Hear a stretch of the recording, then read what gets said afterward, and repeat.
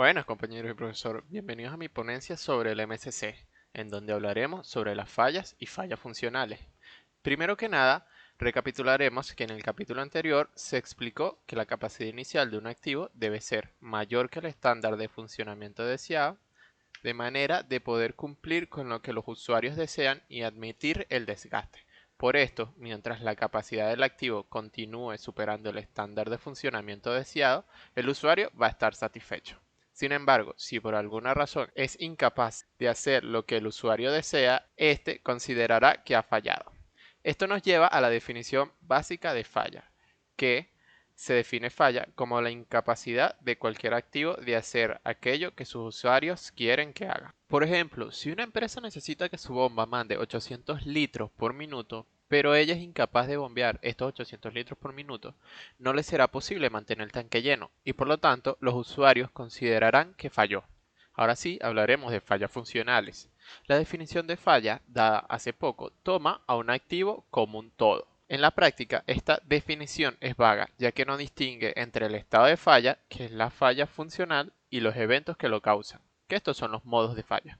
También es simplista, ya que no toma en cuenta que cada activo tiene varias funciones, y cada función tiene más de un estándar de funcionamiento deseado. Hasta ahora sabemos que si un activo no hace lo que su usuario necesita, ha fallado.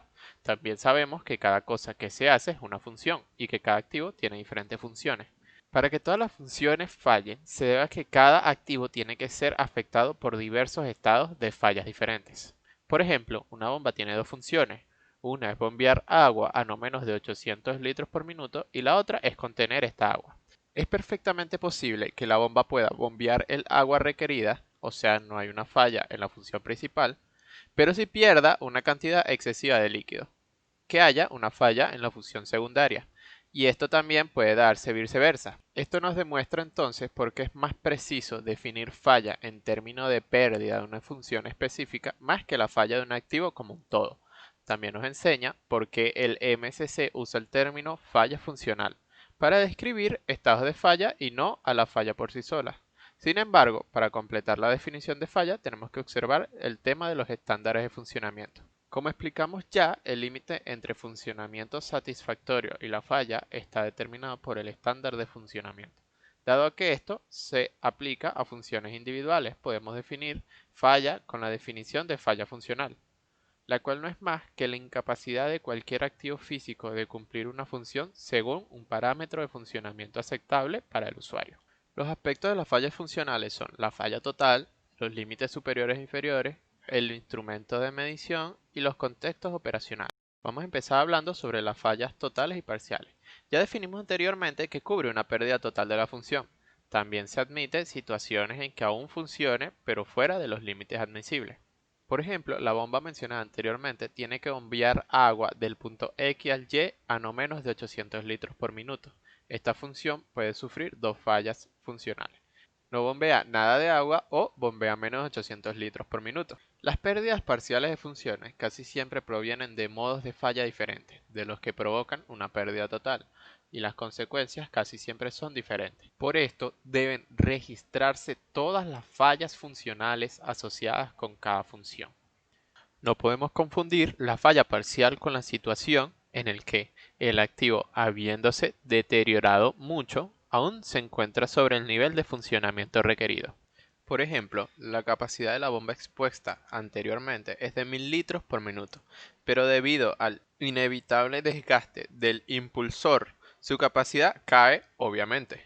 Mientras no baje más de 800 litros por minuto y sea capaz de llenar el tanque, podrá mantener satisfecho al usuario. Eso sí, si la capacidad del activo se deteriora lo suficiente como para caer debajo del funcionamiento deseado, se considerará que falló. Ahora hablamos sobre los límites superiores e inferiores. Los estándares de funcionamiento de algunas funciones incorporan límites superiores e inferiores. Estos límites nos dicen que el activo ha fallado si produce productos por encima del límite superior o por debajo al límite inferior.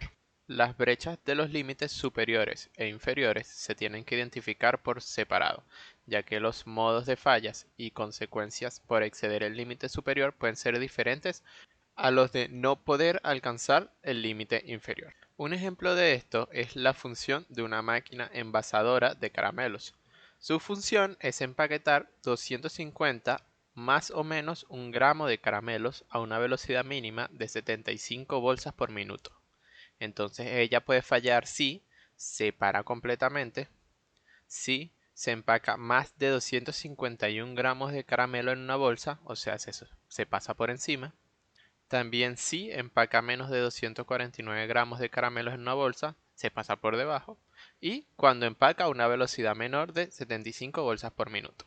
Por supuesto, si un parámetro particular tiene solamente un límite, solo puede tener un estado de falla. En algunas circunstancias esto podría no ser verdad, así que se tiene que estudiar con cuidado funciones de este tipo. En la práctica, los estados de falla pueden manifestarse de dos maneras. En primer lugar, el rango de capacidad podría ir más allá de los límites de especificación solo en una dirección, como lo muestra el ejemplo que nos enseñan que estos tipos de estado de falla pueden representarse como una serie de disparos hechos en un blanco muy cerca pero fuera del centro. El segundo estado de falla ocurre cuando el rango de capacidad es tan amplio que va más allá de ambos límites, el superior e inferior. En la figura se puede ver cómo se representa como varios disparos esparcidos. Notemos que en ambos casos no todos los productos producidos están fallando. Si la ruptura del límite es menor, solo será producido un pequeño porcentaje de productos que están fuera de especificaciones. Sin embargo, cuanto más alejado del centro esté el grupo en el primer caso o más dispersos estén los puntos en el segundo caso, más porcentaje de falla habrá. Ahora siguiendo con los medidores e indicadores, en el capítulo anterior se mencionó que los límites superiores e inferiores también se aplican a los estándares de funcionamiento de medidores, indicadores, sistemas de control y de protección.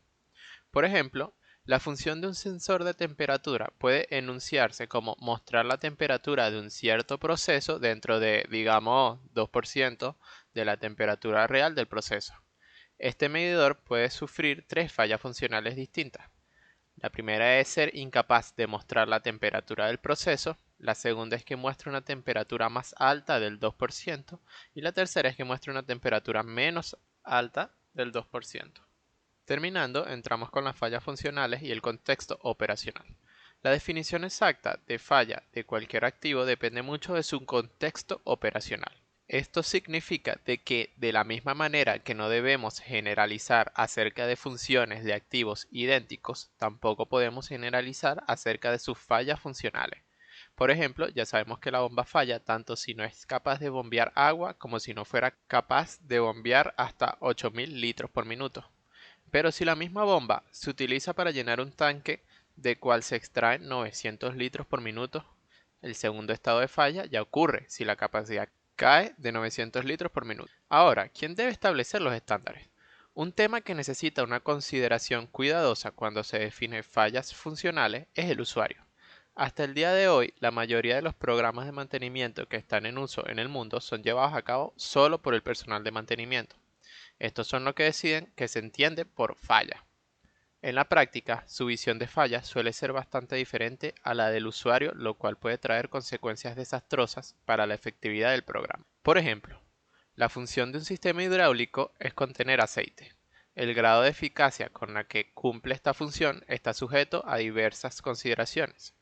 Hay responsables de producción que creen que una pérdida hidráulica constituye una falla funcional si es tan grave como para que el equipo deje de funcionar totalmente. Por otro lado, el gerente de mantenimiento puede decir que se produjo una falla funcional cuando la pérdida causa un consumo excesivo de aceite hidráulico en un periodo de tiempo. Y por su parte, el agente de seguridad puede decir que se generó una falla funcional si la pérdida produce una mancha de aceite en el suelo capaz de hacer resbalar a alguien o representar un riesgo de incendio. El gerente de mantenimiento, que controla el presupuesto de aceite hidráulico, puede pedir a los operadores que accedan a los sistemas hidráulicos para que reparen las pérdidas por el consumo excesivo, pero los usuarios se niegan porque opinan que la máquina todavía funciona correctamente. Cuando esto sucede, el personal de mantenimiento o registra que la máquina no fue entregada para su mantenimiento preventivo o se cree que el personal de producción no cree en el mantenimiento preventivo. Por razones similares, el gerente de mantenimiento puede no autorizar que un personal de mantenimiento repare una pequeña pérdida cuando lo pide un agente de seguridad.